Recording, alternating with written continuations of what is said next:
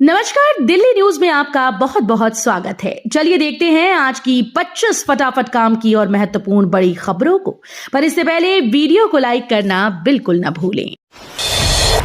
दिल्ली सरकार करेगी 8 लाख छात्रों की दक्षता की जांच, निपुण भारत प्रोग्राम में होगी जांच। दिल्ली सरकार ने स्कूल शिक्षा को बेहतर बनाने के लिए बड़ा कदम उठाया। राजधानी के सरकारी स्कूल में पढ़ने वाले करीब 8 लाख छात्रों की सीखने की दक्षता का आकलन किया जाएगा। ये मूल्यांकन केंद्र सरकार के निपुण भारत प्रोग्राम के तहत होगा। दिल्ली व्यापारियों ने मोदी सरकार के जीएसटी रिफॉर्म्स का किया समर्थन, कारोबार में रफ्तार की उम्मीद। मोदी सरकार ने जीएसटी रिफॉर्म्स को दिल्ली के व्यापारियों का बड़ा समर्थन मिला है। व्यापारियों का कहना है कि नए सुधारों से कारोबार आसान होगा और बाजार की रफ्तार तेज होगी। उनका मानना है कि टैक्स प्रक्रिया में पारदर्शिता बढ़ेगी और छोटे व्यापारियों को राहत मिलेगी। संदीप दीक्षित की मानहानि याचिका पर दिल्ली एचसी ने आतिशी और संजय सिंह को भेजा नोटिस।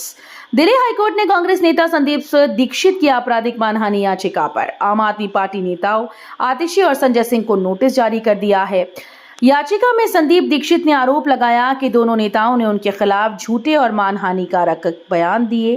कोर्ट ने मामले पर सुनवाई करते हुए दोनों को जवाब दाखिल करने का निर्देश दिया। अंसल बंधुओं के जुर्माने से बने 3 ट्रॉमा सेंटर, दिल्ली सरकार ने एससी को दी जानकारी। दिल्ली सरकार ने सुप्रीम कोर्ट को बड़ी जानकारी दी है। सरकार ने बताया कि अंसल बंधुओं से वसूली गई जुर्माने की रकम का इस्तेमाल 3 नए ट्रॉमा सेंटर बनाने में किया गया। अधिकारियों ने कहा कि यह कदम जनहित और स्वास्थ्य सेवाओं को मजबूत करने के उद्देश्य से उठाया गया। इन ट्रॉमा सेंटर्स के जरिए दुर्घटनाओं और आपात स्थितियों में मरीजों को तत्काल इलाज उपलब्ध कराया जाएगा। त्योहारों पर बिहार जाने वालों के लिए खुशखबरी, बीएसआरटीसी बस टिकट बुकिंग 1 सितंबर से शुरू। त्योहारों के मौसम में बिहार जाने वाले यात्रियों के लिए बड़ी खबर है। दिल्ली और हरियाणा से बिहार के लिए चलने वाली बीएसआरटीसी बसेस की टिकट बुकिंग 1 सितंबर से शुरू हो जाएगी। दशहरा, दिवाली, छठ जैसे प्रमुख त्योहारों पर भारी भीड़ को देखते हुए बिहार राज्य पथ परिवहन निगम ने ये सुविधा शुरू की। डीडीए अपना घर आवास योजना में खरीदारों को मिलेगा फायदा, 35% तक की भारी छूट। दिल्ली विकास प्राधिकरण यानी डीडीए की अपना घर आवास योजना में खरीदारों को बड़ा फायदा मिल रहा है। अब योजना के तहत 25 नहीं बल्कि 35% तक की छूट दी जा रही है। डीडीए का कहना है कि यह ऑफर सीमित समय के लिए है और अधिक से अधिक लोगों को सस्ते घर उपलब्ध कराने के लिए कदम उठाया जाएगा। दिल्ली में डेंगू के मामले 300 के पार, मलेरिया ने भी बढ़ाई चिंता। दिल्ली में डेंगू और मलेरिया का खतरा तेजी से बढ़ रहा है। अब तक डेंगू के मामले 300 के पार पहुंच चुके हैं, जबकि मलेरिया के भी कई नए मरीज सामने आए। स्वास्थ्य विभाग ने चेतावनी दी है कि मानसून के चलते संक्रमण और तेजी से फैल सकता है। अस्पतालों में बुखार और वायरस से पीड़ित मरीजों की संख्या लगातार बढ़ती जा रही है। दिल्ली एनसीआर में आंधी बारिश की चेतावनी, आईएमडी ने जारी किया येलो अलर्ट। दिल्ली एनसीआर में एक बार फिर से मौसम का मिजाज बिगड़ने वाला है। भारतीय मौसम विभाग ने आंधी तूफान बारिश की चेतावनी जारी की। ताजा अपडेट के अनुसार अगले 24 घंटे में कई इलाकों में तेज हवाओं के साथ हल्की से मध्यम बारिश हो सकती है। सीबीएसई का बड़ा फैसला, बदल जाएगा कॉपीज की जांच का तरीका। सीबीएसई ने कॉपीज की जांच के तरीके में बड़ा बदलाव किया है। अब छात्रों की आंसर शीट की जांच पारंपरिक तरीके से नहीं होगी, बल्कि पूरी प्रक्रिया डिजिटल माध्यम से पूर्ण की जाएगी। इस नए सिस्टम का उद्देश्य जांच में पारदर्शिता बढ़ाना और गलतियों की संभावना को कम करना है। दिल्ली पर बाढ़ का खतरा, निचले इलाकों के लोगों को किया जा रहा स्थानांतरित। दिल्ली में यमुना नदी का जलस्तर खतरे के निशान को पार कर गया है, जिससे बाढ़ की चेतावनी जारी कर दी गई। स्थानीय प्रशासन ने निचले इलाकों के लोगों को तुरंत सुरक्षित स्थानों पर स्थानांतरित करने के निर्देश दिए। आपातकालीन सेवाएं, एनडीआरएफ और पुलिस फोर्स अलर्ट पर है। आपका आरोप, लोग आवारा कुत्तों के लिए रैली में जाते हैं लेकिन बीजेपी रैली में नहीं। दिल्ली में आपने बड़ा आरोप लगाया है। पार्टी का कहना है कि लोग आवारा कुत्तों के मुद्दे पर आयोजित रैली में जाने को तैयार हैं, लेकिन बीजेपी की रैली में वो शामिल नहीं होते हैं। आपने इसे जनता की प्राथमिकताओं और सियासी मानसिकता का उदाहरण बताया। पार्टी ने कहा कि सुरक्षा, सामाजिक मुद्दों और नागरिक कल्याण के मामलों में लोग अधिक संवेदनशील हैं। द्वारका में स्कूल और कॉलेज को मिली बम से उड़ाने की धमकी, पुलिस ने जारी किया अलर्ट। द्वारका में 2 स्कूल और एक कॉलेज को बम से उड़ाने की धमकी मिली है। प्राप्त जानकारी के बाद पुलिस और सुरक्षा एजेंसी तुरंत सक्रिय हो गईं।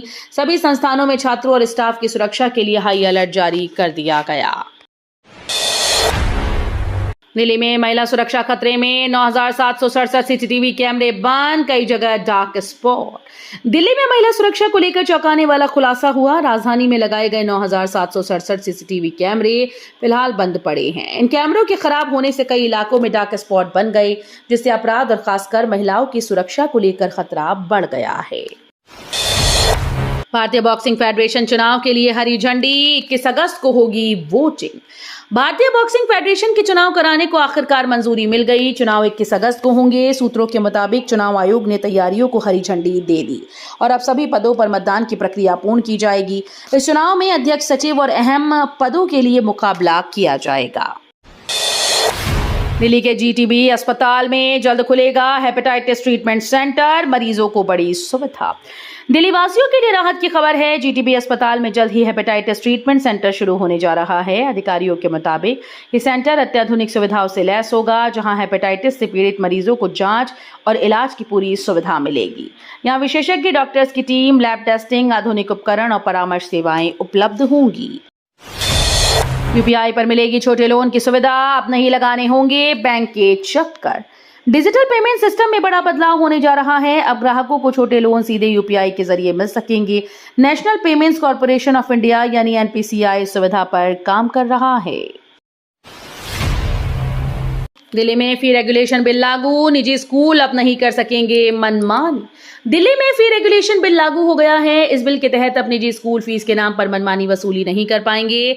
सरकार का कहना है कि लंबे समय से अभिभावक मनमानी फीस बढ़ोतरी से परेशान थे, इसलिए ये कदम उठाया गया है। अब स्कूल्स को फीस तय करने के लिए स्पष्ट नियमों का पालन करना होगा। दिल्ली देहात की बरसों पुरानी मुराद पूरी, अब एयरपोर्ट पहुंचना होगा आसान। दिल्ली देहात के लोगों की बरसों पुरानी मुराद आखिरकार पूरी हो गई है। अब यहां से एयरपोर्ट पहुंचना बेहद आसान हो गया। दरअसल नई सड़क और कनेक्टिविटी के कारण देहाती इलाकों से सीधा एयरपोर्ट तक पहुंचने का रास्ता खुल गया।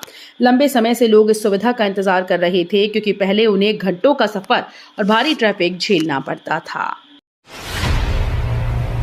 एनडीए उपराष्ट्रपति पद प्रत्याशी राधाकृष्णन ने की पीएम मोदी से मुलाकात, जताया आभार। एनडीए के उपराष्ट्रपति पद के उम्मीदवार राधाकृष्णन ने सोमवार को प्रधानमंत्री नरेंद्र मोदी से मुलाकात की। इस दौरान उन्होंने पीएम मोदी का आशीर्वाद लिया और एनडीए के द्वारा उम्मीदवार बनाए जाने पर आभार जताया। सूत्रों के मुताबिक दोनों नेताओं के बीच आगामी चुनाव रणनीति और संगठनात्मक मुद्दों पर भी चर्चा हुई। कैप्टन शुभांशु शुक्ला को मिलेगा सम्मान, वीरता और सेवा भाव के लिए किया जाएगा सम्मान। देश के लिए उत्कृष्ट सेवा और अद्वितीय योगदान देने वाले कैप्टन शुभांशु शुक्ला को सम्मानित किया जाएगा। समारोह में रक्षा क्षेत्र से जुड़े अधिकारी, राजनीतिक हस्तियां और स्थानीय प्रतिनिधि मौजूद रहेंगे।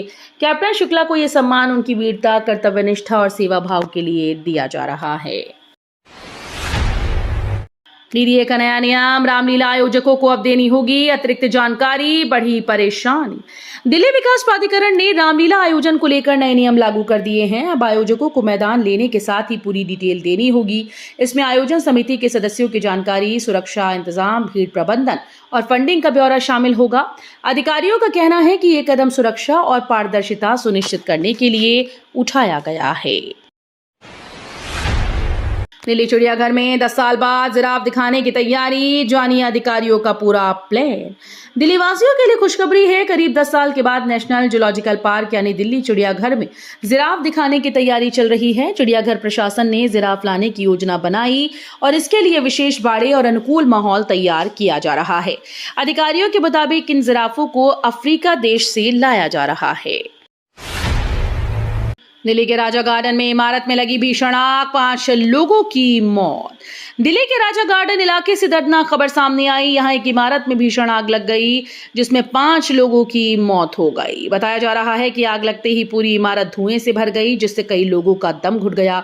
मौके पर पहुंची दमकल की कई गाड़ियों ने कड़ी मशक्कत के बाद आग पर काबू पाया। फिलहाल पुलिस और फॉरेंसिक टीम आग लगने के कारणों की जांच में जुटी है। ग्रेटर नोएडा एनकाउंटर में 2 बदमाश घायल, फोन से महिलाओं की आपत्तिजनक वीडियो बरामद। ग्रेटर नोएडा से बड़ी खबर सामने आई है। पुलिस और बदमाशों के बीच हुए एनकाउंटर में 2 अपराधी गोली लगने से घायल हो गए। उन्हें तुरंत अस्पताल में भर्ती कराया गया है। पुलिस जांच में उनके मोबाइल फोन से महिलाओं के कई आपत्तिजनक वीडियो बरामद हुए। अधिकारियों का कहना है कि आरोपी इन वीडियो का इस्तेमाल ब्लैकमेलिंग और अवैध गतिविधियों के लिए करते थे। गाजियाबाद में 41,000 वाहन मालिकों पर एक्शन, रद्द होंगे डीएल और रजिस्ट्रेशन। गाजियाबाद में ट्रैफिक नियम तोड़ने वालों के खिलाफ सख्त कार्रवाई शुरू हो गई। परिवहन विभाग ने 41,000 वाहन मालिकों की सूची तैयार की, जिनके खिलाफ बड़ा एक्शन लिया जाएगा। इनमें ऐसे लोग शामिल हैं जिन्होंने बार बार ट्रैफिक नियमों का उल्लंघन किया और चालान भरने के बावजूद सुधार नहीं किया। तो ये थी आज की बड़ी खबरें। रोजाना ऐसे ही सबसे पहले अपडेट पाने के लिए चैनल को सब्सक्राइब करना बिल्कुल न भूलें। धन्यवाद।